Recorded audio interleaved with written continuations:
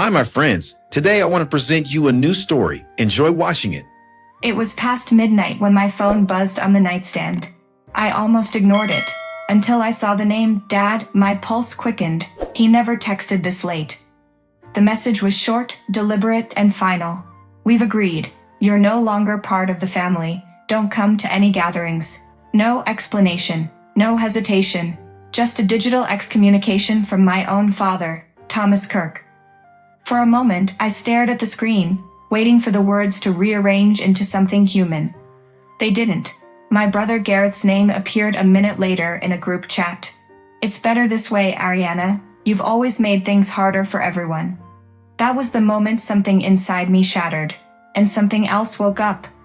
I didn't cry. I didn't plead. Instead, I opened my laptop.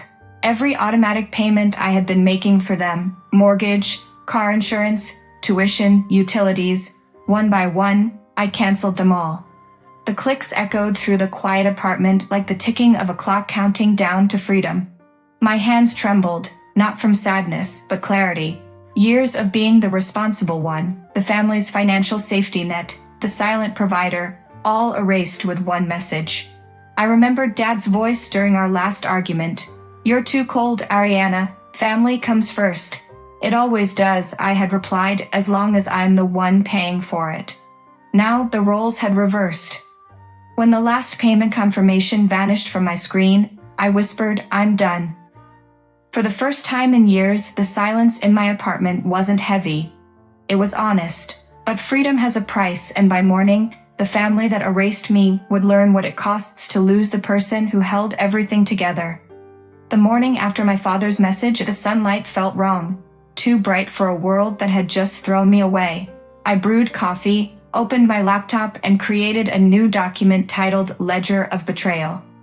If they wanted to erase me, then I would record exactly what they'd taken first. Row by row, I began listing every expense I had covered for my parents and for Gareth. Mortgage payments, his college tuition, Dad's truck insurance, Mom's endless medical needs. The total at the bottom grew like a shadow swallowing light. $126,400.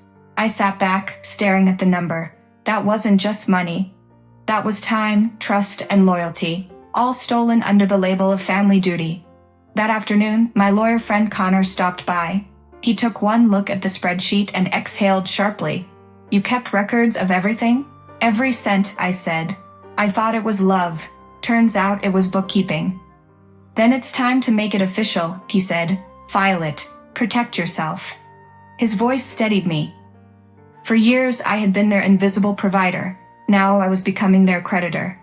As evening fell, I printed each page of the ledger, sealing it in a folder.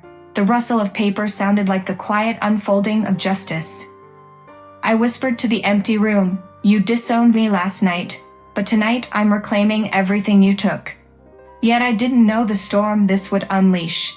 Because the moment they realized I'd cut off their lifeline, my own family would turn from silence to war. The first sign of revolt came at dawn, a string of furious messages from my mother.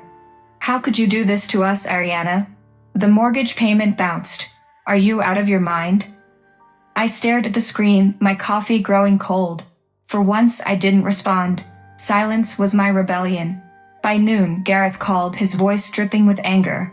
"You cut off Mom and Dad's accounts? You're punishing them?" "No," I said calmly. "I just stopped paying for adults who can pay for themselves." "You're destroying this family," he shouted. "It was already destroyed," I whispered and hung up. For hours, my phone exploded with calls, accusations, guilt trips. But I stayed still, methodical, printing bank statements, organizing receipts, labeling every folder for Connor, my lawyer. Each document was a weapon forged from their own greed. That evening, a knock shook my door. When I opened it, my mother stood there, mascara streaked, eyes wild. "Ariana, please," she begged. "You can't just abandon us like this." "You abandoned me the moment you chose money over me," I said quietly. She clutched my arm. "We're your family." I pulled away. "Family doesn't send messages that erase their children. Give this to Dad." Her expression flickered between guilt and rage. "You'll regret this," she hissed before storming off into the night. I closed the door and leaned against it, my heart trembling, not from fear but release. I wasn't the weak one anymore. I was the storm they never saw coming. That night, I emailed Connor every file with a simple note, proceed. But I had underestimated them. By morning, my father's lie would spread across the internet, and my name would be dragged through the mud by the very people I once called home. By morning, my phone was drowning in notifications. My mother had posted on Facebook.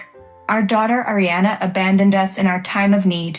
After all we did for her, thousands of comments, pity, sympathy, condemnation, my name twisted into a villain's. I should been furious, but instead I felt numb.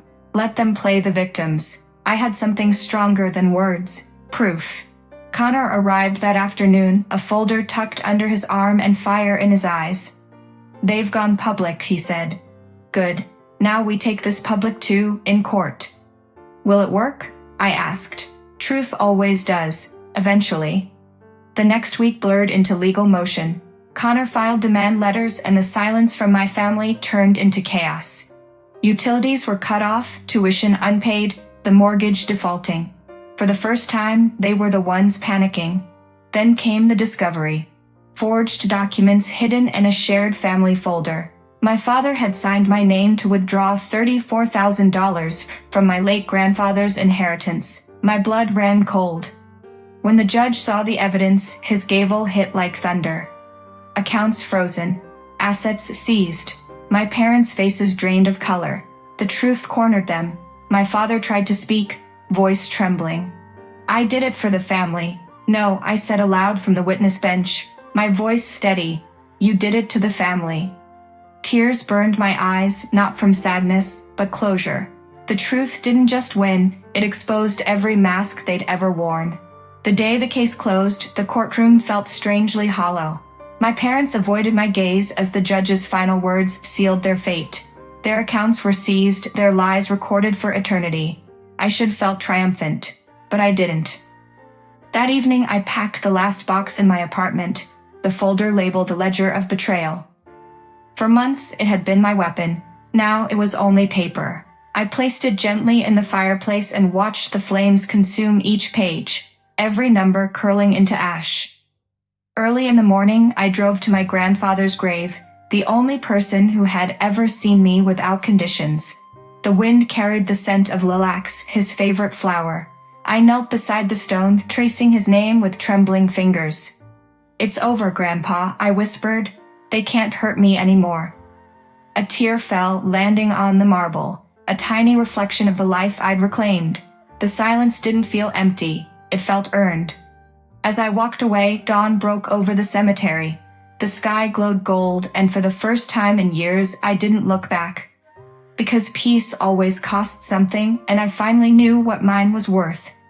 Friends, what do you think of this story? Write your opinion in the comments. Would you like more stories?